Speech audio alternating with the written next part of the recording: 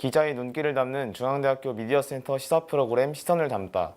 학내 언론사 중대신문과 UBS의 기자가 만나 사회 문화의 시사 이슈를 중심으로 이야기를 나눕니다. 저는 오늘 시선을 담다 진행을 맡은 중대방송국 UBS 기자 김동주입니다. 이번 회차의 주제는 바로 한국 SF 영화입니다. 2024년 9월 23일에 발행된 중대신문 제2070호에 실린 문화부 기사 현실에 상영한 끝없는 상상을 소재로 기자들의 시선을 담아 학우분들께 전하고자 합니다. 해당 사안을 취재하고 기사를 작성하신 중대신문 임경민 기자님과 함께 이야기 나눠보겠습니다. 안녕하세요. 네, 안녕하세요. 저는 현재 중대신문에서 활동하고 있는 임경빈이라고 합니다. 네, 현실에 상영한 끝없는 상상이라는 기사 제목처럼 SF 영화는 우리가 상상하던 현실을 스크린에 구현해냅니다. 관람객들은 SF 영화의 화려한 시각 효과와 웅장한 스케일, 그리고 그 속에 담긴 다양한 인간 군상에 관한 성찰에 공감하죠. SF 영화는 많은 제작비가 투입되는 만큼 소위 할리우드 제작사의 전유물로도 여겨졌었습니다. 그러나 최근 들어 한국에서도 다양한 SF 영화를 제작하며 도전장을 내밀었는데요. 과연 그 성과는 어땠을까요? 중대신문은 SF 영화의 역사와 그 의의, 그리고 한국 SF 영화의 도전과 향후 나아가야 할 길을 짚어봤다고 하는데요. 저 그리고 임경민 기자님과 함께 상상의 세계로 들어가 볼까요? 네, 일단 첫 번째 질문 드리겠습니다. 화려한 특수효과로 관객들을 사로잡는 SF 영화를 과연 어떻게 정의할 수 있을까요? 동주님께서는 SF 영화를 떠올릴 때 어떤 생각이 좀 떠오르시나요? 아마 우주를 배경으로 각종 신비한 장비와 우주선이 등장하고 한 번도 만나본 적 없는 외계인같이 좀 굉장히 이색적인 것들이 떠오르실 텐데요. 표준 국어대사전은 공상과학 영화, 즉 SF 영화를 과학적 상상력을 바탕으로 우리의 미래 또는 우주에 있을 수도 있다고 생각되는 일을 CG와 같은 특수기법을 사용해 촬영한 영화라고 정의하고 있습니다. 이러한 정의에서도 볼 수 있듯 저는 SF 영화에서 중요한 지점은 상상력이라고 생각하는데요. 옛날 SF 영화에서는 상상의 영역으로 다뤄졌던 하늘을 나는 자동차, 이동하면서 사용할 수 있는 전화기, 이런 것들이 지금은 현실로 구현됐잖아요. 이런 것처럼 어쩌면 미래에 있을 법한 모든 것들을 상상력을 통해 구현해내는 장르라고도 생각합니다. 우리가 지금은 상상으로 치부하는 일들이 수십 년 후 미래에는 일상생활 속에서 보편적으로 이루어질 수도 있으니까요. 네, 그렇죠. 제가 이전에 봤던 가타카와 같은 SF 영화에 나온 유전자 관련 내용이 먼 미래의 일이라고 여겨졌지만 최근 유전자 가위라 불리는 유전체 편집 기술과 더불어서 혈액 한 방울로 질병 가능성 그리고 수명 등을 예측할 수 있는 시대가 됐으니까요. 앞서 말씀해 주신 것처럼 영화에 표현된 상상의 영역이 미래 일상생활에 나타날 수도 있다는 그런 기대감이 SF 영화가 가진 장점 중 하나라는 생각이 듭니다. 자, 그럼 다음 질문 드려보겠습니다. 현재 SF 영화가 전 세계적으로 인기를 끌고 있는데요. 아바타나 아니면 어벤져스 시리즈 그리고 쥬라기 월드 등 SF 영화가 주로 월드 박스오피스 탑 10에 위치한 것을 볼 수 있습니다. 이처럼 SF 영화가 전 세계 관객들에게 큰 사랑을 받고 인기를 끄는 이유가 무엇일까요? 우선 저는 앞에서 말씀드린 것처럼 상상력이 가장 큰 그 요소라고 생각하는데요. 모든 인간에게 있어서 상상이라는 영역은 그 자체만으로도 가슴 뛰는, 어떻게 보면 호기심을 자극하는 영역이기도 하잖아요. 거기에다가 이제 SF 영화의 특징이라고 할 수 있는 화려한 시각 효과 또한 굉장히 중요한 요소일 텐데요. 그 자체로도 보는 것만으로도 황홀한 경험을 제공하고 상상을 현실로 구현하는 데 있어서도 굉장히 큰 역할을 하니까요. 또한 SF 영화만이 갖고 있는 독특한 세계관, 이것도 인기 요인이라고 할 수 있겠는데요. 판도라라는 가상 공간을 구현한 영화 아바타나 우주에서 벌어지는 한편의 엄청난 대서사시 같은 이야기를 담은 스타워즈, 듄 시리즈의 시공간은 굉장히 이색적이면서도 매력적으로 다가오기 때문이죠. 네, 제가 지금 다시 생각해봐도 아바타의 세계관은 당시 정말 획기적이었을 것 같은 생각이 듭니다. 기자님께서 언급하신 영화 이외에도 슈퍼히어로와 SF 장르를 접목한 마블 스튜디오의 어벤져스 시리즈도 앞서 기자님께서 말씀해 주신 것처럼 SF 영화가 전 세계 관객들에게 인기가 많은 비결을 모두 가지고 있다는 생각이 들어요. 히어로들의 화려한 능력과 기술, 그리고 방대한 세계관, 히어로들 간의 서사 이런 것들이 관객들의 눈길을 충분히 사로잡을 만했다는 생각이 듭니다. 네, 맞습니다. 제가 생각하기에 SF 영화는 아직까지 보다 서양권에서 보다 각광받는 장르라고 생각하는데요. SF 영화의 원류가 되는 SF 소설, 이런 문학 장르가 아무래도 우리나라보다는 일찍 발전했기 때문이죠. 또한 SF 영화의 시각 효과를 구현하기 위해서 소요되는 엄청난 제작비 또한 할리우드 제작사 정도의 규모가 돼야지만 감당할 수 있다는 점 또한 간과할 수는 없을 겁니다. 네, 말씀 감사합니다. 기자님 말씀을 들어보다 보니까 제가 또 질문 한 가지가 또 생각났는데요. 인터스텔라에 나왔던 그 블랙홀 주위에 밝게 빛나는 원반이 이후 인류 역사상 처음으로 관측된 M87 블랙홀의 부착 원반을 통해서 그게 사실이라는 것이 입증됐습니다. 이러한 사례처럼 SF 영화가 관객, 더 나아가 우리 사회에 갖는 함의점이 무엇인지 궁금합니다. 네, 우선 상상의 구현이라는 지점을 말씀드릴 수 있겠습니다. 영화 스타트렉 시리즈 속 여닫을 수 있는 이동형 통신 장치는 후대의 휴대폰의 등장에 큰 영향을 미쳤습니다. 또한 영화 백 투 더 퓨처 속 이동 수단인 호버보드를 구현하는 과정에서 요새 많이 사용되는 PM, 소위 말하는 개인형 이동 장치가 발달하기도 했죠. 또한 영화 속에서 다뤄지던 우주 공간에 관한 탐사가 현실에서 이루어지고 화성을 사람이 살 수 있는 공간으로 만드는 테라포밍에 관한 논의가 현실 사회 속에서도 진지하게 이루어지고 있는 점 또한 이를 방증할 것입니다. 그러나 진중한 서사가 없다면 이러한 상상력 또한 빈 강정에 불과할 텐데요. 그렇기에 잘 만들어진 SF 영화는 화려한 시각 효과 속 인간의 본질에 관한 탐구나 철학적인 내용을 담고 있죠. 저희와 인터뷰하신 박영석 강사님께서는 SF란 경험하지 않은 세계에 관한 사고 실험의 장이라고 말씀하셨습니다. 경험하지 않은 세계를 표상함으로써 다양한 주제에 관한 생각을 표현하는 것이죠. 결국 현재에도 미래에도 이 세상을 살아가는 건 우리 인간일 테니까요. 저도 그 박영석 강사님께서 하신 말씀에 좀 공감이 되는데요. 제가 SF를 보는 이유이자 SF 영화의 인기 비결은 인간이 아직 도달하지 못한 미지의 세계관에 대한 호기심과 그리고 그 동경 때문이라고 생각을 했습니다. 국내 관객들에게도 큰 인기를 끌었던 인터스텔라는 지구 이외에 인간이 생존할 수 있는 그 행성의 존재와 그리고 블랙홀에 대한 호기심을 자극했다고 생각합니다. 현실에서도 지구 이외에 인간이 생존할 수 있는 행성의 존재에 대한 논의가 아직도 이루어지고 있잖아요. 저도 인터스텔라에 등장하는 우주 비행사들이 어느 행성에 갈지 고민하는 장면, 그리고 영화에서 다룬 다양한 행성들의 모습들을 보면서 문득 한 가지 생각이 들었습니다. 미래의 지구의 상태가 크게 악화되어 만약에 우리가 더 이상 이 지구에서 살 수 없게 된다면 과연 그 인터스텔라에 나온 저 행성에서 우리가 거기서 살아남을 수 있을지 하는 생각이 들었습니다. 그리고 이전에는 경험하지 않은 세계관에 대한 호기심이었다면 영화를 보면 볼수록 경험하지 않은 세계에 저희의 상상력을 주입하고 그리고 또 고민하는 제 모습을 발견할 수 있었는데요.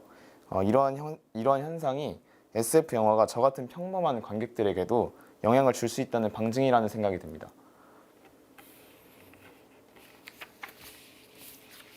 네, 그럼 이어서 다음 질문으로 넘어가 보겠습니다.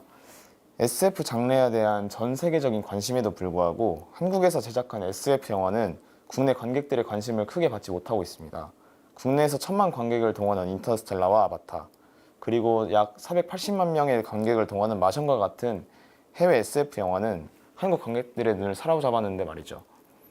물론 괴물과 아니면 설국열차나 같은 한국 SF 영화도 국내 관객들의 큰 관심을 받았지만 최근 개봉한 원더랜드 그리고 더 문은 손익분기점을 넘지 못하면서 흥행에 실패했습니다.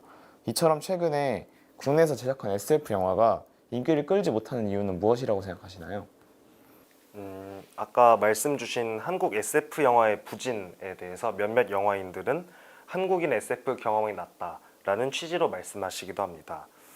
재작년 개봉한 한국 SF 영화 더 문의 김영하 감독님께서 영화의 흥행 실패를 두고 한국 관객들은 SF 장르를 받아들이지 못한다, 진입장벽이 높다라고 바라는 것이 큰 논란이 되기도 했죠. 그러나 앞서 말씀 주신 것처럼 인터스텔라, 아바타, 마션, 그래비티 이런 SF 영화는 한국에서 높은 흥행 성적을 거뒀습니다. 이는 한국 관객이 SF 장르를 어느 정도 좋아하고 그에 관한 이해도가 낮지 않다는 것을 방증하는 사실일 텐데요. 2020년대를 기점으로 한국에서도 승리호, 더문, 원더랜드와 같이 다양한 SF 영화가 제작되기로 했습니다. 그런데 소위 말하는 한국형 SF 영화가 흥행 실패를 거두는 이유는 무엇일까요? 제가 생각하기에는 결국 부족한 완성도에 그 답이 있다고 생각하는데요. 지금까지의 한국 SF 영화는 나 이렇게 잘 만들었어의 느낌보다는 나 이 정도까지 할 수 있어의 느낌이 강했다고 생각합니다. 어떻게 말하면은 우리나라에서도 이 정도의 시각 효과가 구현 가능하다는 것을 좀 지나치게 보여주기식에만 좀 급급한 게 아닐까라는 생각이 들었습니다. 그 과정에서 SF 영화에서의 가장 중요한 요소인 짜임새 있는 서사와 주제의식을 놓친 것이죠. 그쵸. 제가 가장 최근에 관람한 국내 SF 영화가 승리호였는데요.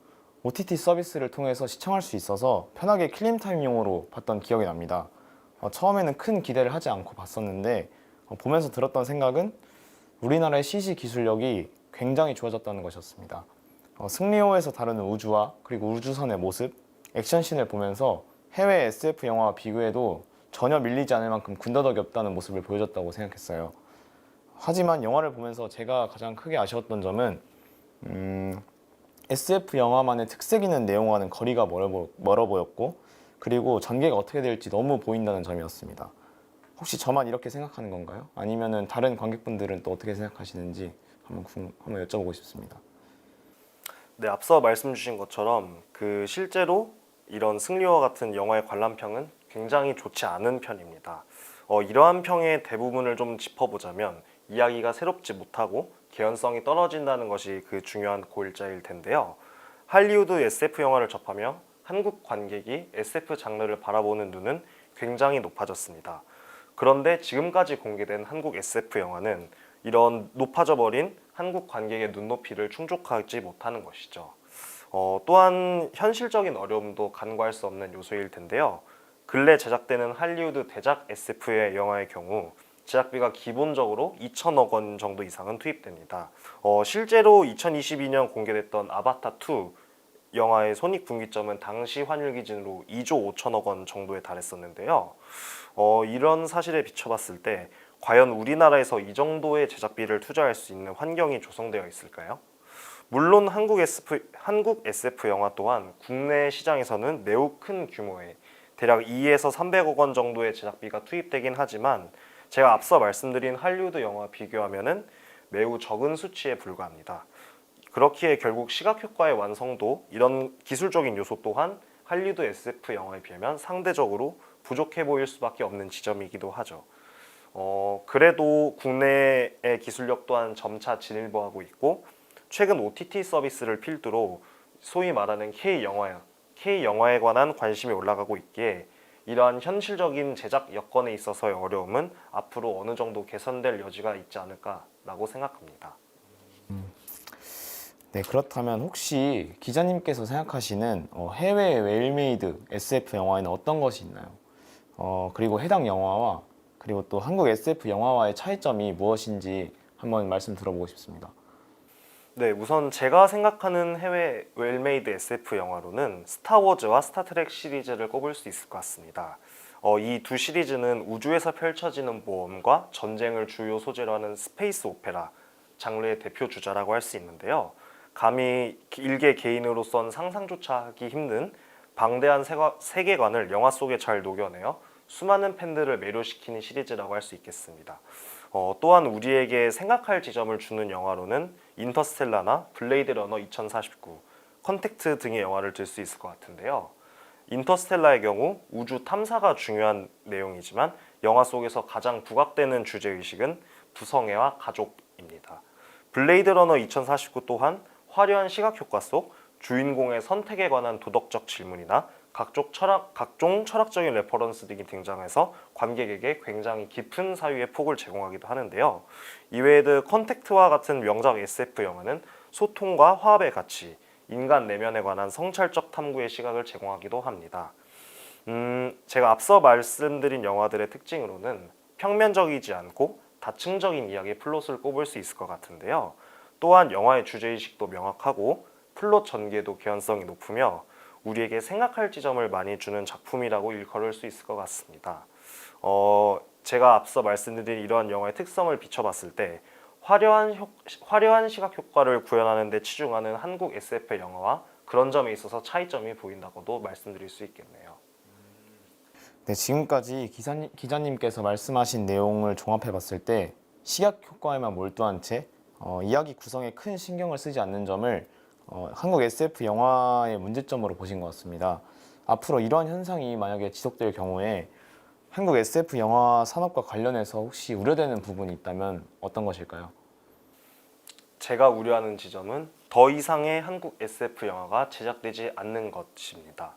2020년대 이후 공개된 다양한 한국형 SF 영화 시리즈는 흥행과 비평 부분에서 모두 좋지 못한 성과를 보였습니다.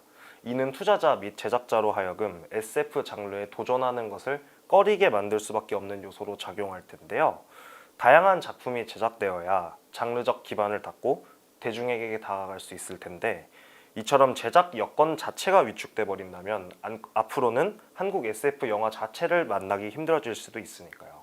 또한 코로나19 이후 한국 영화 시장 자체가 많이 침체한 점도 전반적인 한국 SF 영화 산업을 위축시킬 수 있다는 생각이 듭니다. 아무래도 극장을 찾는 관객의 절대적인 수 자체가 줄었기에 점점 더 영화를 소비할 여력 자체가 없어지는 것도 우려되는 지점이죠. 그렇죠. 기자님 말씀을 들어보니까 국내에서 제작한 SF 영화가 흥행에 성공하기 위해서는 현재 침체되어 있는 한국 영화 시장의 부흥이 우선되어야 한다는 생각이 듭니다. 또 한편으로는 제가 또 궁금했던 내용이 하나 더 있는데요. SF 영화가 화려한 특수 효과로 관객들에게 시각적인 즐거움을 주는 한편 SF 소설은 글자를 통해서 독자들로 하여금 다양한 상상력을 발휘할 수 있게 하는 그런 영화와는 또 다른 즐거움을 줄 수 있다는 생각이 듭니다. 이 내용을 국내 SF 영화와 소설에 대입해 봤을 때 혹시 한국 SF 영상물과 대비되는 한국 SF 소설의 특징이 있다면 무엇일까요? 한국 SF 영상물과 대비되는 한국 SF 소설의 특징은 무궁무진함이라고 말씀드릴 수 있겠습니다. 제작 환경에 분명한 한계가 존재하는 영상물과 달리 글자를 통해 표상되는 소설이라는 장르는 그 운신의 폭이 매우 자유롭기 때문이죠. 자연스레 무궁무진한 상상의 영역을 표현하는데 아무런 거리낌이 없다고도 볼 수 있겠는데요. 그렇기에 최근 들어 다양한 매력으로 저마다의 개성을 보여주는 작가들이 한국 SF 소설을 출판하는 것은 분명 긍정적인 일이라고 저는 생각합니다. 그 해외에서도 SF 소설을 영화화한 몇몇 작품들이 큰 성공을 거둔 것으로 알고 있는데요.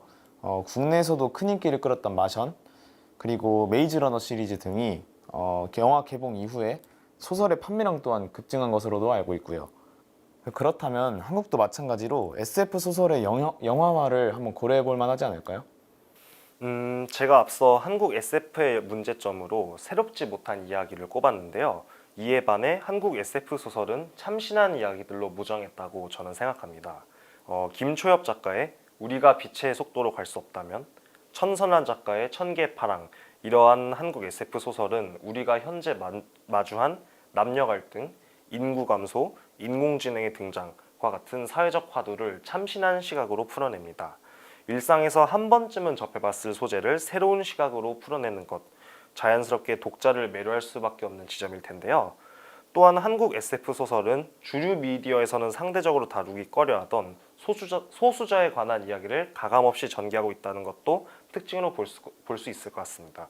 결국 나중에 추후에 제작될 한국 SF 영화도 이러한 한국 SF만의 소설의 특징을 좀 잘 살려서 이제 다양한 영화를 제작한다면 보다 많은 관객들에게 다가갈 수 있지 않을까, 그 시작점이 될 수 있지 않을까라고 저는 생각합니다.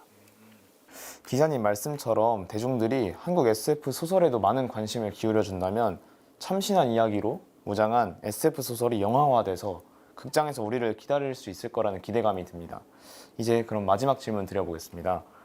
한국 SF 영화가 발전해서 국내 영화 시장에서 주류 문화로 정착되기 위해서는 과연 어떤 움직임이 필요할까요? 제가 생각하기로는 한국 영화가 잘 할 수 있는 부분을 살리는 것이 굉장히 중요하다고 생각합니다. 이전처럼 기술력을 과시하려는 시도만으로는 할리우드 영화와 상대 자체가 안 되기 때문이죠. 그렇게 우리가 잘 할 수 있는 부분을 찾는 것이 필요하다고 생각하는데요. 약간 상업 영화의 문법들이 점점 비슷해지는 양상을 보이는 현재 자신의 개성을 10분 발휘할 수 있는 한국 영화들의 등장이 필요할 순간일 겁니다. 제가 하나 말씀드리고 싶은 거는 가령 장준환 감독의 지구를 지켜라 라는 영화는 개봉 당시 흥행에서는 매우 실패했었습니다. 그 당시의 관객들이 보기에는 영화가 상당히 기괴하고 난해한 편이었거든요. 그러나 당시 평단으로부터 압도적인 호평을 받았고 최근 들어서 이제 재평가되고 있는데요. 그리고 최근 개봉했던 최동훈 감독의 외계인 시리즈도 SF라는 요소에 한국의 전통적인 요소를 가미해서 나름 소기의 성과를 거뒀다고 생각합니다. 이처럼 한국 영화만의 개성을 발휘할 수 있는 기틀이 마련돼야 한다고 생각해요. 이처럼 한국 SF 영화가 하나의 장르로 인정받기 위해서는 한국 사회의 다양한 단면을 우리 정서에 맞게 풀어내는 것이 필요하다고 생각합니다. 우리 사회의 현실과 미래에 관한 논의들을 심도 깊은 성찰로서 풀어내는 것이죠. 아무래도 해외 영화는 일정 부분 국내 관객의 공감대를 자극하지 못하는 부분도 분명 있을 테니까요. 가령 앞으로의 한국 SF 영화는 저출산 및 고령화 현상, 세대 갈등, 이러한 것처럼 한국 사회가 처한 현실의 다양한 문제들을 상상력을 통해 치환해보면 어떨까라는 생각도 했습니다. 불과 몇 년 전까지만 해도 SF 장르는 할리우드의 전유물이라는 인식이 굉장히 강했습니다. 그러나 OTT 서비스가 각광받으며 상대적인 제작 여건 자체가 많이 향상되었고 이에 나름 다양한 SF 영화 및 시리즈들이 선보였죠. 그러나 현재까지는 단점이 더욱 도드라지는 상황이기도 한데요. 향후 한국에서 SF 영화가 어엿한 요소로 자리 잡기 위해서는 제작자 입장에서는 장르에 관한 진지한 성찰을 토대로 퀄리티 높은 작품을 선보이는 것이 필요할 겁니다. 또한 관람객 입장에서는 너무 할리우드 영화와 직접적인 비교하는 자세를 지향하고 한국 SF 영화만의 매력을 찾아보려는 시각, 이런 것을 좀 함양하면 어떨까라는 생각도 해봤습니다. 네, 말씀 잘 들었습니다. 네, 오늘 중대신문 임경민 기자님과 함께 한국 SF 영화를 주제로 이야기 나눠봤습니다. 저는 이번 대담을 좀 준비해보면서 한국 SF 영화나 아니면 해외 SF 영화 등 그냥 전체적으로 SF 영화의 진면모를 알게 된 것 같아서 정말 좋았습니다. 기자님과 대화를 나눠보면서 제가 느낀 점은 화려한 시각 효과만을 즐기기보다는 영화 속에 숨어있는 다양한 철학적 내용을 찾아보면서 SF 영화를 관람하면 더욱 재밌게 즐길 수 있을 거라는 생각이 들었습니다. 또한 저도 SF 영화를 즐겨보는 한 명의 관객으로서 할리우드에 밀리지 않는 기술력을 가졌음에도 불구하고 아쉬운 성적을 거두는 한국 SF 영화에 항상 아쉬움을 가지고 있었는데요. 자본력 그리고 제작사의 한계 등 한국 SF 영화가 성공하지 못하는 이유를 알게 됐습니다만 국내 SF 소설을 영화화하는 방안처럼 아직 성장 가능성이 무궁무진한 한국 SF 영화가 실패를 이겨내고 성공할 날을 기다리면서 앞으로의 변화에 한번 주목해 봐야겠습니다. 일단 좋은 말씀 해주신 임경민 기자님께 정말 감사드립니다.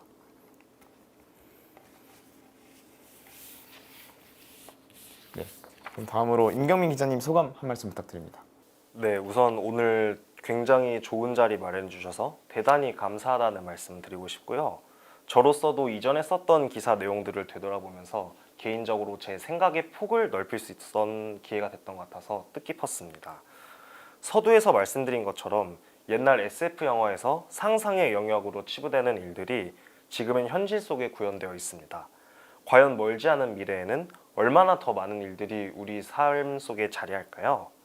그 말인즉슨 SF 영화 속 구현된 가상의 재난 또한 현실이 될 가능성도 존재한다는 뜻일 텐데요.